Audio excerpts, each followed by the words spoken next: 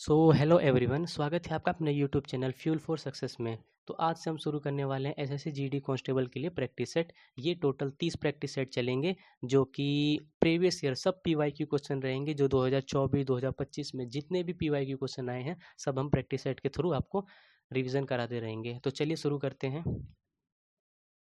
Petrol के मूल्य में 60% की वृद्धि होती है। इसकी खपत को कितने प्रतिशत कम किया जाना चाहिए ताकि उस पर व्यय केवल 12% ही बढ़े? ओके, ये जो 60% होता है, ये जो 60% की पहली फ्रैक्शन वैल्यू क्या होती है? 60% की जो फ्रैक्शन वैल्यू होती है वो 3/5 होती है, 3/5। और जो 12% की जो फ्रैक्शन वैल्यू होती है, ये होती है 3/25। तो जो पहले प्राइस था, पहले प्राइस शुरुआत में 5 था, अब बढ़कर कितना हो गया? 8 हो गया। कंजप्शन हमें नहीं पता। और जो एक्सपेंडिचर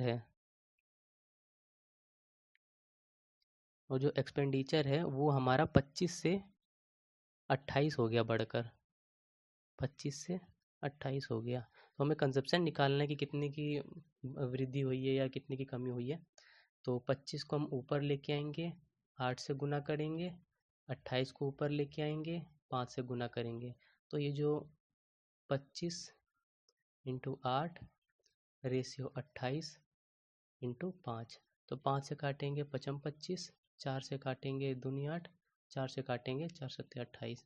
तो ये जो हो जाएगा 5 दूनी 10 रेशियो 7। अब कितने की कमी हुई है? तो 3 की कमी हुई है। कितने पर? 10 पर। तो ये कितना परसेंट होता है? 3/10 30% होता है।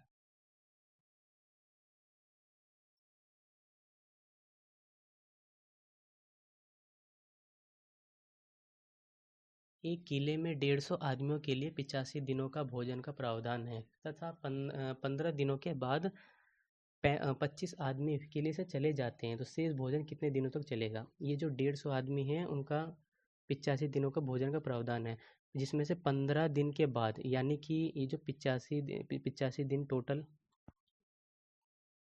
85 दिन टोटल दे रखे हैं, जिसमें से 15 दिन तो यूज़ हो गए हैं। तो कितने दिन बचे? 70 दिन। तो ये जो 150 आदमी हैं, ये 70 दिन भोजन खाएंगे। लेकिन 150 आदमी में से 25 आदमी चले गए, तो बचे कितने? 125 आदमी। वो भी कितने दिन तक भोजन खाएंगे? एक्स दिन तक भोजन खाएंगे।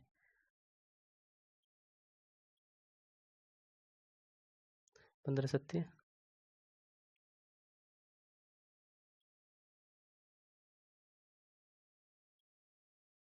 105 डबल 0 डिवाइड बाय 125। 125 25 से काट लेते हैं। 25 पचे 125, 25 चौके 100, 25 दूनी 50 और जीरो। 5 से काटेंगे, 5 अट्ठे 40 और 5 चौक 20, यानी जो एक्स का मान आ गया कि वो हमारा 84 दिन आ गया।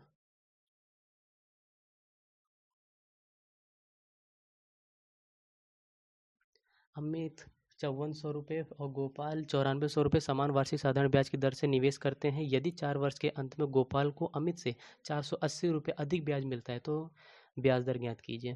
पहले जो अमित को कितना ब्याज मिला,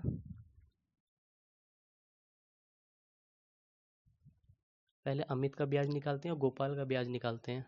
उसके बाद हम उन दोनों का अंतर देखेंगे। ये जो 5400 है, ये 4 साल के लिए आर रेट ऑफ इंटरेस्ट से, 4 चौक 16, 6 हासिल है, 5 20 और 21।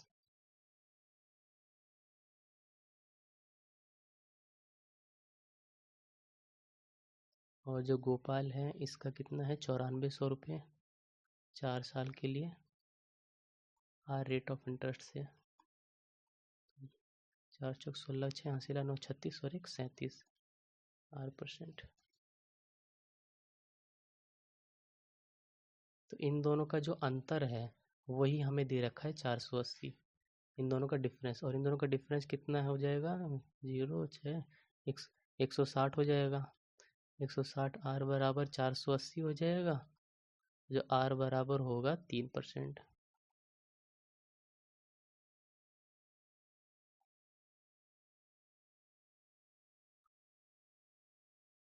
अब ये आ गया रेशियो वाले। रेशियो वाले के लिए हमें ए और बी और सी का रेशियो निकालना है।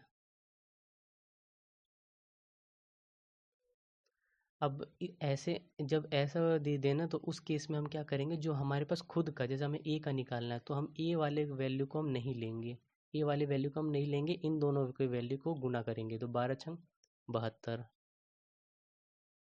अब जैसे हमें बी का निकालना है तो बी के वैल्यू को हम नहीं लेंगे, इन दोनों के वैल्यू को लेंगे, 12 सत्ते 84। अब सी का निकाला, सी का वैल्यू नहीं लेंगे, 6 सत्ते 42। 3 से काट देते हैं, 3 दूनी 6 चौक 12, 3 दूनी 6, 3 से ठीक है, 3 एकम 3 चौक 12, 2 से काटेंगे 12 बार में, 2 से काटेंगे 14 बार में और 2 से पूरा 7 बार में, ठीक है, 12 14 7।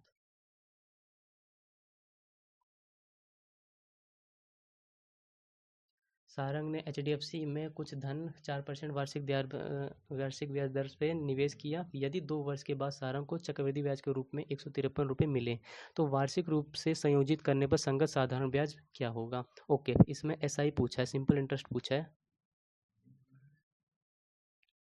इसमें एसआई पूछा है।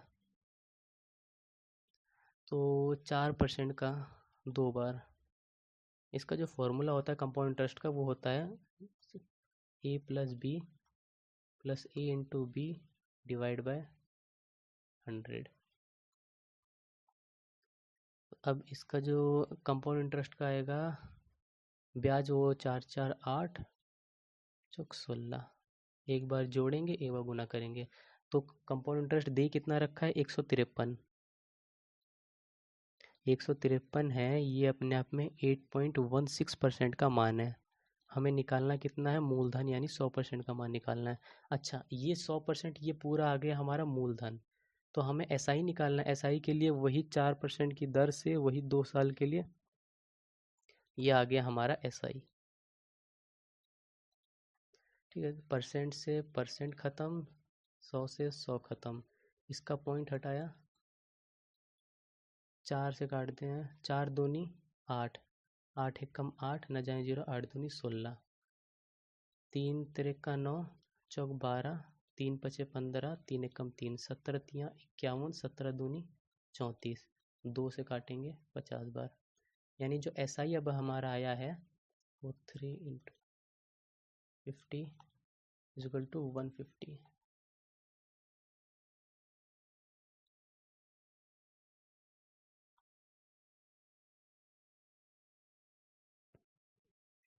एक ग्राहक 40% की छूट या 25% और 15% की सक्सेसिव डिस्काउंट दे रखा है, किसी एक का चुनाव करने से असमर्थ था, दोनों छूटों में क्या अंतर है? ओके, हमें एक डिस्काउंट दे दिया है 40% का और एक डिस्काउंट दे दिया है 25% और 15% की सक्सेसिव दे रखा है। और डिस्काउंट का जो फॉर्मूला होता है वो ए प्लस बी माइनस का ए बी डिवाइड बाय 100, ये हमारा डिस्काउंट का फॉर्मूला होता है। तो 25 और 15 40 माइनस 15 पचे 75, 5 लगा 7, 15 30 37, 3.75 बराबर कितना आएगा, 3.0 3.75, 5 7 2 9 6 3 9, ये आ गया आपका 36.25%। अब इन दोनों का अंतर दे रखा है, इन दोनों का डिफरेंस पूछा है, डिफरेंस, तो 40 माइनस 36.25 बराबर 3.75%। ठीक है, या फिर हम ऐसे भी कर सकते थे कि जो 40% आया है हमारा एकल डिस्काउंट, और इन दोनों का जो आया है, हम इन दोनों का अगर डिफरेंस लेते हैं ना तो ये 40 40 अपने आप में कट जाता, माइनस 3.75 रह जाता, सिर्फ पॉजिटिव का 3.75 रह जाता। ऐसे भी कर सकते थे या ऐसे भी कर सकते हो, कोई दिक्कत नहीं है। ईंधन की कीमत में 3 लगातार महीनों में 55%, 10% और 20% कम हो जाती है, लेकिन चौथे महीने में 65% बढ़ जाती है। मूल कीमत की तुलना में चौथे महीने में ईंधन कीमत में कितने प्रतिशत की वृद्धि हुई है? अच्छा, ये एसएससी जीडी में भी आया है और ये रेलवे के एनटीपीसी में 2025 में भी आया है, 24 25 लगातार आया है, सब में आया है। रेलवे में मतलब खासकर बहुत आते हैं ये वाले क्वेश्चन। तो 55% का सक्सेसिव डिस्काउंट होता है 11/20, यानी कि 20 की चीज़ 9 हो गई, और 10% कितना 1/10, यानी 10 की चीज़ 9 हो गई। और इसका कर लेते हैं 20×5 100। ठीक है, इसको एक काम करते हैं 2/10 ही लेके चलते हैं। 10 की चीज़ 8 हो गई, और ये 65, यानी 65% का होता, बढ़ोतरी हुई है 65% की, यानी कि 20, तो 20 की चीज़ 33 हो गई। 2 से काटते हैं, 2 चौक 8, फिर 2 से काटेंगे 2 दूनी 4, यानी कि 1 2 3 4, 9 निम 81, और 3 दूनी 6, 6 कम 6 6 48 इंटू 11, 6 8 6 4 4 हासिल लगाए, 8 4 12 33 हासिल लगाए, 4 5, यानी कह सकते हैं 5346। अब जो इन दोनों का डिफरेंस है,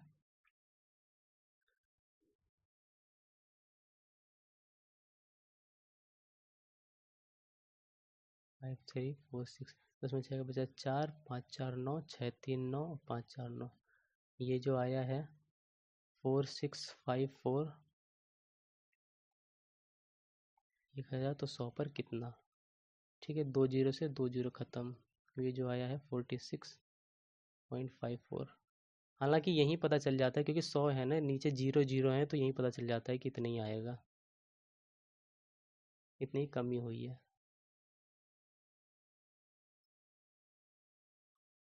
दो संख्याओं का एलसीएम और एचसीएफ 168 और 14 है, यदि उनमें से एक संख्या 42 है, दूसरी संख्या क्या है? अच्छा, ये एलसीएम एचसीएफ का फॉर्मूला होता है, पहली संख्या दूसरी संख्या बराबर एलसीएम इंटू एचसीएफ। हमें पहली संख्या दे दी है 42, दूसरी संख्या हमें नहीं दे रखी है, वही निकालनी है। एलसीएम दे रखा है 168 इंटू एचसीएफ दे रखा है 14, तो दूसरी संख्या जो निकलेगी वो होगी हमारी 168 इंटू 14 डिवाइड बाय 42, चौथा चौथियाँ 42, और 3 से 3 पचे 15, 3 छक 18, 56। ये वाला फॉर्मूला याद रख लेना, पहली संख्या इंटू दूसरी संख्या बराबर एलसीएम इंटू एचसीएफ। वह छोटी प्राकृतिक संख्या कौन सी है जो 26 8 11 13 से विभाज्य है? 26 8 सबसे विभाज्य है। अच्छा, ये 11 का फॉर्मूला तो पता ही होगा कि ये 8 और 1 9, 0 और 11 का जो होता है वो होता है कि या तो वो संख्या 0 हो जाएगी या फिर वो 11 का मल्टीपल होगी, बस इतना ध्यान देना। मतलब 11 के मल्टीपल होगी या संख्या 0 हो जाएगी, तो या तो 8 और 1 9, और ये 2, ये नहीं हो पाएगा, क्योंकि ये 9 हो जाएगा, और 2 कितना होगा 7 2 9, ये नहीं होगा, या तो 0 होगी या 11 होगी, या 11 का मल्टीपल कह सकते हैं। ये कितना 1 हो गया, 2 1 3, यानी 3 माइनस 1 2, ये भी नहीं होगी। और ये कितना 2 1 3 और 6 1 7, 7 माइनस 3 4, ये भी नहीं होगी। ये कितना 1 और 4 1 5, 4 1 5, यानी 5 माइनस 5 इजकल टू 0 हो गई, तो यही है।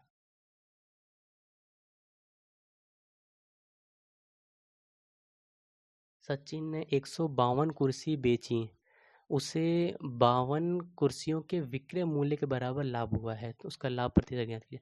अच्छा, जो उसे 52 कुर्सी के विक्रय मूल्य के बराबर, जिस पे होता है, जिस पे उसे प्रॉफिट होता है, विक्रय मूल्य पे प्रॉफिट हुआ है ना, तो हम ये लेके चलते हैं कि लेट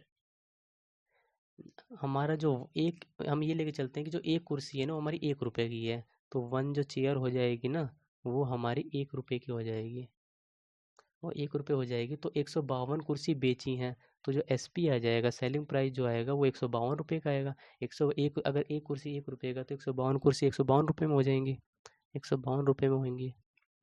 और उसका जो प्रॉफिट हो रहा है कितना 52 रुपये का हो रहा है, तो सीपी क्या आ जाएगा 100 रुपये हो जाएगा, क्योंकि इन दोनों का डिफरेंस ही सीपी होता है। तो 52 का प्रॉफिट हो रहा है, प्रतिशत लाभ पूछा है ना। 52 का प्रॉफिट हो रहा है कितने पर, 100 पर। तो 100 पर कितना, ये आ गया आपका 52%। हमें 1 रुपये हिसाब से चलना पड़ेगा कि एक कुर्सी 1 रुपये में लिए हैं, ये लेके चलना होगा कि एक कुर्सी 1 रुपये में बेची गई है। एक विश्वविद्यालय में 500 संकाय सदस्य केवल पुरुष और महिला हैं, जिनमें से 60% महिला, और महिलाओं की औसत ऊंचाई 162 है और पुरुषों की औसत ऊंचाई 168 है। विश्वविद्यालय की संकाय की औसत ऊंचाई क्या होगी, ओवरऑल पूछा है। ओके, तो ये हो जाएगी, ये हो जाएगा, इसको हम वेटेड एवरेज से भी कर सकते हैं, वेटेड एवरेज ही करते हैं। ये हो गई वुमेन की और ये हो गई मैन की। अच्छा, 60% को लेके चलते हैं, ये हो जाएगा 3 और ये हो जाएगा 2, क्योंकि 60% और एक तरफ 40% है, 0 से 0 खत्म, 2 3 6, 2 दूनी 4 हो जाएगा। ठीक है, क्योंकि अगर 60% अगर वुमेन की है तो 40% मैन की होगी, इसीलिए 3:2 हो गया। और वुमेन कितनी, 162 है औसत ऊंचाई, और पुरुषों की जो औसत ऊंचाई है वो 168 है। ओवरऑल हमें निकालना है, ओवरऑल, ओवरऑल हमें नहीं पता। मान लेते हैं कि ओवरऑल हम ले लेते हैं कि हमारा 165 है, लेके चलते हैं 165 है। तो 165 से कितना कम है, -3। 165 से कितना ज़्यादा है, +3। तो ये हो जाएगा 3 तिरे का 9, इनका इनका गुना होगा और इनका इनका गुना होगा, और प्लस का 3 दूनी 6 डिवाइड बाय 5। तो ये कितना हो जाएगा, -3 डिवाइड बाय 5, ये हो जाएगा, ना जाए जो लगाए पॉइंट, 5×6 = 30 माइनस का। ठीक है, अच्छा, तो अब ये आ गया हमारा एवरेज आ गया। तो अब ये जो ओरिजिनल जो हमने माना था, ये 165 हमने माना था, इसमें से हम 0.6 माइनस कर देंगे, तो आपका हो जाएगा 164 आएगा।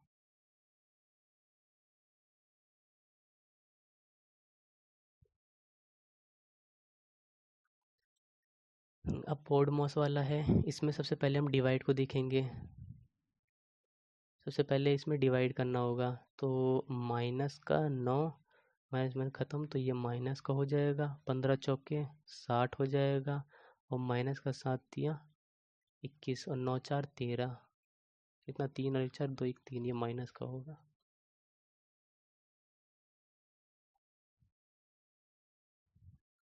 जब 5% साधारण वार्षिक ब्याज दर पर 3 वर्षों के लिए चक्रवृद्धि ब्याज और साधारण ब्याज के बीच का अंतर इतना दे रखा है, तो मूलधन ज्ञात कीजिए। ओके, ये कंपाउंड इंटरेस्ट और सिंपल इंटरेस्ट का 3 साल का डिफरेंस दे रखा है। तो 3 साल का जो फॉर्मूला होता है वो पी आर का square into 300 plus R divide by 100 का होल क्यूब। ठीक है, ये फॉर्मूला होता है। जो हमें दे रखा है कितना, इनका इनका डिफरेंस कितना दे रखा है, 244 बराबर मूलधन हमें निकालना है। रेट ऑफ इंटरेस्ट हमें दे रखा है, प्लस ये हो जाएगा हमारा 305 का होल क्यूब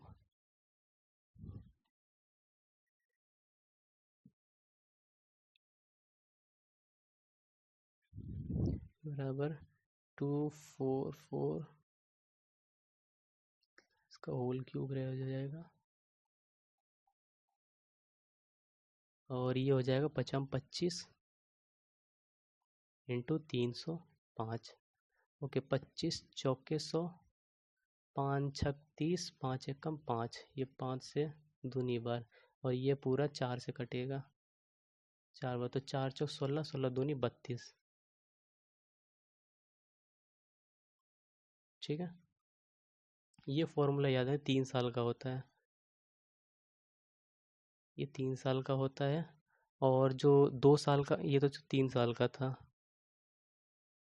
जो 2 साल का होता है ना, वो वाला फॉर्मूला होता है compound interest minus simple interest, जो इन दोनों का अंतर होता है, वो पी आर का स्क्वायर डिवाइड बाय 100 का होल स्क्वायर, ये फॉर्मूला होता है। ये 2 साल का होता है और 3 साल का होता है।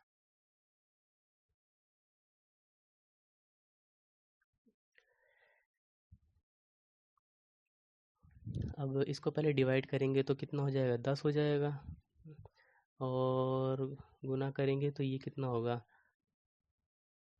3 दूनी 6, चौक 12, प्लस अब 8 माइनस 7 कितना होगा, 1 होगा, तो प्लस 12 ही होगा। ठीक है, तो भारतीय 36 इंटू 10, 360। ठीक है, 360।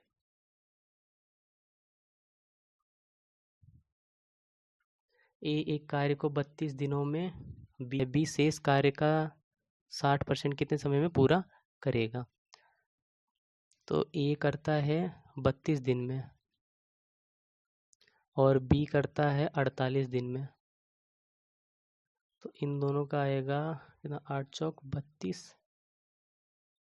8 पंजा 8 छिंग 48। तो ये आ गया 4 चौक 16 और 16 छक 96। ठीक है, तो ये आ गया 96। ये होगा 3 3 दूनी 6, 3 तिरका 9, ये 3 बार में होगा, और 8 9, ठीक है, 2 बार में होगा। अब ये बोले हैं कि दोनों में काम करते हुए 8 दिन तक एक साथ कार्य करते हैं, यानी कि 3 2 5 5 दोनों मिलकर एक दिन में 5 यूनिट, तो 8 दिन में कितना यूनिट कार्य करेंगे, 40 यूनिट। अब 40 यूनिट इसमें माइनस कर दो तो बचा कितना, 56 दिन। अब यही 56 डे बोला शेष कार्य का 60% कितने समय में बी करे। अब यही अकेला बी करेगा, ये कार्य बच गया, रिमाइंडर यही कार्य बच गया, तो इसको अब बी अकेला करेगा। तो जो बी को कितना समय लगेगा, तो 56 दिन का वर्क है और उसको 2 की एफिशिएंसी से काम करेगा, तो 60% शेष कार्य का 60% बोला है, 60%, यानी कि 0 से 0 ख़त्म, 4 9 56, और 2 से काटेंगे, 2 3 6, 10, 2 से काट देंगे, 2 दूनी 4, 2 अट्ठे 16 और 2 पंजे 10, तो यानी 8 16 अतिरिक्त 24, 4 हासिल लग दो, 3 6 7 8 बटे 5, 5 नीचे एक ही है ना, 5 एक कम 5, 3 5 30। ठीक है, यही है, ये 5 एकम 5, 5 3 8 हो गया 34, तो 5 छक 30। ठीक है, एक परीक्षार्थी 25% अंक प्राप्त करता है और 68 अंकों से अनुत्तीर्ण हो जाता है, जबकि दूसरा परीक्षार्थी जो 50 अंक प्राप्त करता है उत्तीर्ण होने के लिए आवश्यक न्यूनतम अंकों से 42 अंक अधिक प्राप्त करता है। परीक्षा के अधिकतम अंक ज्ञात कीजिए। अच्छा, 25 अंक उसने प्राप्त किए और 68 मतलब 68 अंक से वो फेल हो जाता है, तो क्यों ना हम 68 अंक उसे दे देते हैं, 68 नंबर उसे दे देते हैं, तो पास हो जाएगा। यानी यानी जो 25% है हमारा, उसमें अगर हम 68 नंबर दे देते हैं तो पास हो जाएगा। और दूसरा परीक्षार्थी जो 50 अंक प्राप्त करता है, वो पास होने के बाद भी 42 नंबर एक्स्ट्रा लेके आता है, तो यानी कि 42 नंबर कम कर दो उसको, तो ये इसके बराबर हो जाएगा। अब इसका अंतर कितना होगा, 25%, और इधर होगा तो 8 2 10 का 0 हासिल 6 10 और 1 11, तो इतना अधिकतम अंक पूछा है ना, तो 1% का मान ना बटे 10 बटे 25, तो 100% पर कितना होगा, 25 चौके 100, 11 चौक 44। ठीक है, 1% का मान इतना, तो 100% का मान इतना हो जाएगा।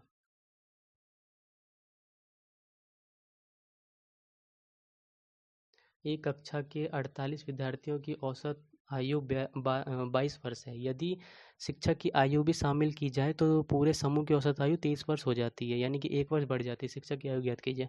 अच्छा, इसका एक कंसेप्ट कहें या फॉर्मूला ही कह सकते हैं, कि जो फॉर्मूला होता है न्यू बराबर ओल्ड ओल्ड और प्लस इंक्रीज या फिर डिक्रीज इनटू टोटल, ये फॉर्मूला ही कहेंगे।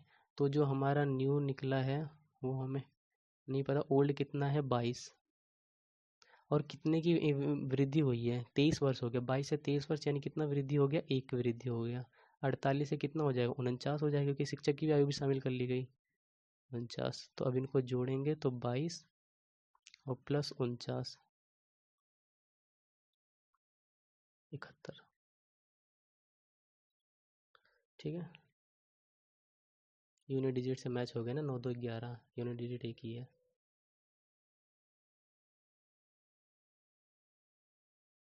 एक दुकानदार के पास 7 सेंटीमीटर त्रिज्या का एक गोलाकार लड्डू है। इसी सामग्री से 3.5 सेंटीमीटर त्रिज्या के कितने लड्डू बनाए जा सकते हैं? ओके, एक गोला जो बड़ा है उसके पास वो 4 पाई आर स्क्वायर बराबर, अब जो उसके जो बने हैं वो 4 पाई आर स्क्वायर का ऐसे कितने लड्डू बने हैं? ऐसे n लड्डू बने हैं। तो 4 पाई से 4 पाई ख़त्म, आर का स्क्वायर यानी कि आर का स्क्वायर कितना दे रखा है? 7 इंटू 7। अब ये गुने में तो यहाँ के डिवाइड में हो जाएगा, तो 3.5 इंटू 3.5 बराबर कितना? n के। इसका दशमलव हटाएंगे तो ऊपर 100 आ जाएगा। 7 7 पूरा 5 बार में, और पचम 25 चौके 100, तो जो n निकला है वो हमारा 4 लड्डू बनाएंगे। दो शंकुओं की ऊंचाई का अनुपात 4:3 है और उनके आधारों की त्रिज्याओं का अनुपात 1:2 है, तो उनके आयतनों का अनुपात क्या होगा?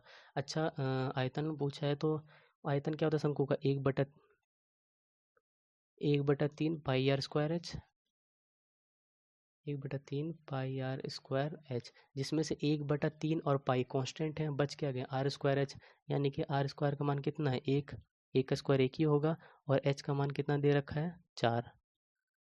और इसके नीचे भी वही सेम वही होगा, 1/3 पाई, इसको कैपिटल आर मान लो, इसको कैपिटल एच मान लो, तो ये पूरा कट ही जाएंगे ना। और इसमें कैपिटल वाले कितना दे रखा है? 2 दूनी 4, और इसका कितना होगा? 3। तो रेशियो कितना आ गया? 4/4 से 4 खत्म, तो ये आ गया आपका 1/3, मतलब 1:3।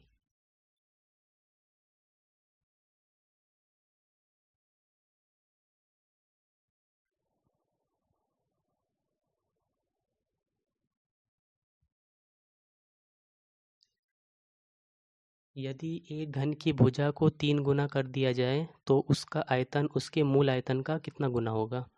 ठीक है, तो भुजा का पहले बात तो फॉर्मूला क्या होता है? 6 स्क्वायर होता है। तो जैसे 6 ए स्क्वायर, तो 6 स्क्वायर में से 6 तो ऑलरेडी कट जाता है, ए स्क्वायर बचता है, यानी कि कह सकते हैं अब ए स्क्वायर है, मतलब समझो कि आयतन होता है, आयतन होता है कितना? ए क्यूब होता है ना, ए क्यूब होता है, तो यानी एक की चीज़ को 3 गुना कर दिया फिर 1 हो गया, एक की चीज़ को फिर 3 कर दिया, एक की चीज़ को फिर 3 हो गया, तो इसका जो मूल आयतन कितना होगा? 1 होगा, और ये कितना होगा? 27 होगा। तो ये तो था ओरिजिनल, ये तो था ओरिजिनल वाला, बाद में कितना हो गया? 27, तो कितना गुना हो गया? 27 गुना ही तो हुआ है। ठीक है।